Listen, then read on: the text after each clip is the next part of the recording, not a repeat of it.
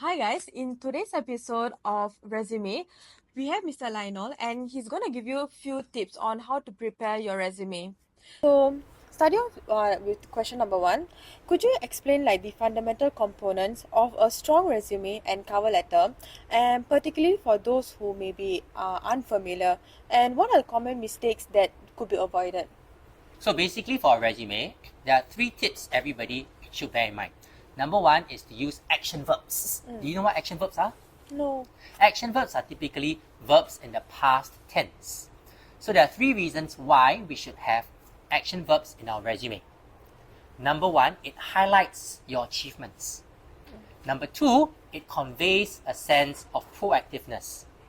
And number 3, it makes your resume more engaging. And through it all, this actually hints at the value you're able to bring to the table to the organization. So instead of saying, did this, did that, use a variety of action verbs such as led, informed, developed. Developed a new student recruitment campaign. Oh, okay. So this is tip number 1. So tip number 2 is to quantify your achievements. When we quantify, we're able to exemplify the impact of our contributions.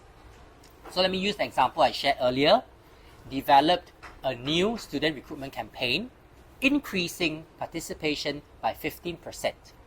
So what did I just do? I used a quantifier.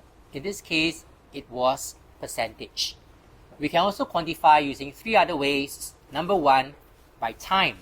Number 2, by dollars and cents. And number 3, by numbers. And the last tip for resume is, of course, to use relevant skill sets. As we all know, the resume is pretty restricted in space. It's only 1 pager. So there's only so much stuff you can squeeze in. Ensure that you only list relevant skill sets that are relatable to the job or industry. Alright, thank you. So moving on to the next question. For individual with employment gaps, what is the best approach to address this in a resume or cover letter while minimizing any negative perception? Number 1, of course, is to be very honest and upfront about your employment gap. Whatever reason it could be because of internship, it could be because of studies or personal reasons. Number 2 would be to highlight the relevant skill sets you learned. It could be hard skills or soft skills, and how it actually helped you in your personal development. Lastly, it would be to show enthusiasm in wanting to return to the workforce. So a very simple example could be this. When I took a semestral break from my studies to pursue a certificate in digital marketing, whereby I learned the essentials of SEO, SMM, and viral marketing.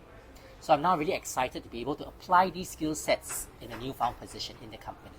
Alright, moving on to the last question. Sure. What strategies do you recommend for crafting an engaging opening paragraph in a cover letter that will capture the employer's attention?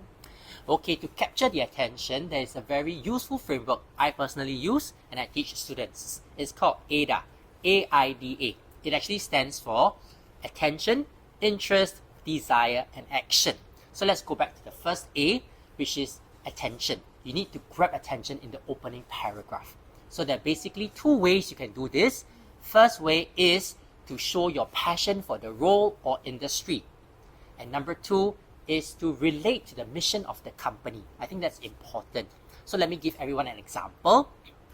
Armed with a passion for sustainability since my younger days, I'm excited by the possibility of contributing to the company's green innovative solutions. Alright, thank you Mr. Lionel for all these tips. Welcome. Hope these tips will help you guys. Alright, all the best.